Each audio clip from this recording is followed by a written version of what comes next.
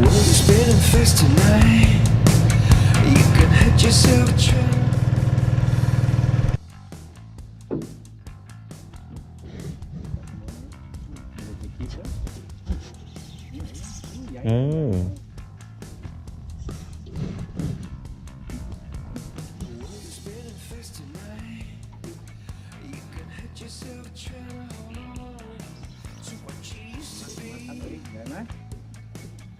ไม่ต้องไปบีบสปูนนะพี่ปล่อยมันไปเลยไม่ต้องไปบีบสปูน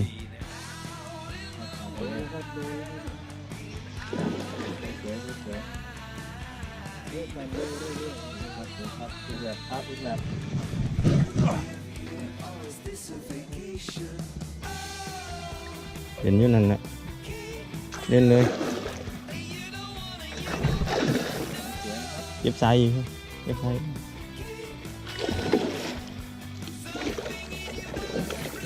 บอกแล้วว่าปลาพี่น้องไม่อยากเอามาไว้เอาเนี่ยเข้าปาก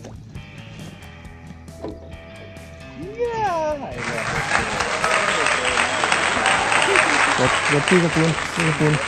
รถพี่สปูนยาวอ่ะจัดการเนาะ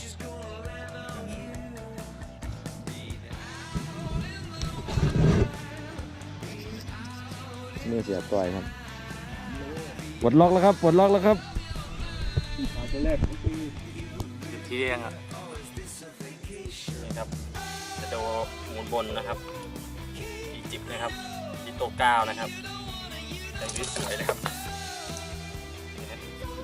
ใส่สวยน่าจะมี4 โลกว่านะครับทั้งมันทั้งลมทั้งร้อนนะครับ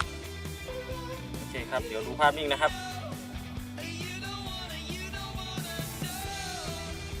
เดี๋ยวการดีครับของลูกต้อยนะครับใหญ่บ่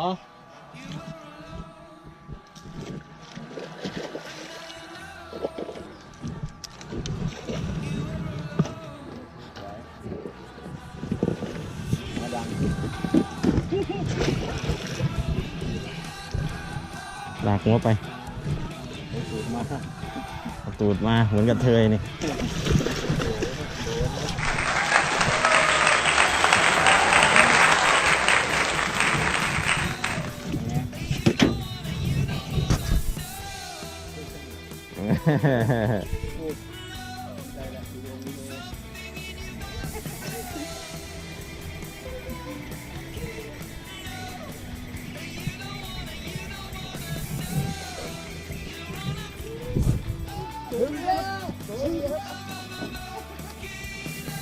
วันนี้เอไม่ได้มาโดนอีกแล้วครับสายกระชังครับ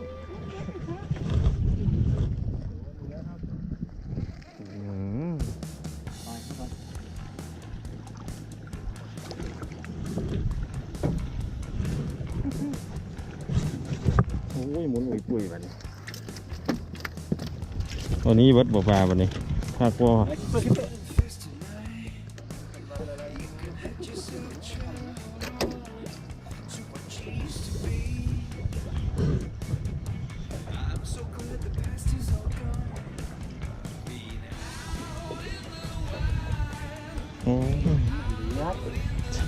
พอเห็นท่าอัดปลายต่อยเราขึ้นพ่อก็ถือปลาใหญ่รถมาลูกพี่ยกเลยยกง่ายกว่ามายกไม่ได้หรอกเบื้องขั้นไง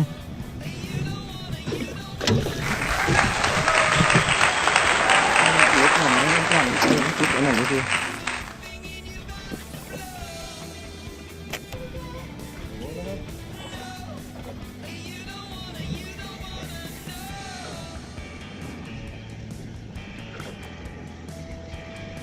สีนะครับแล้วต้อยวันนี้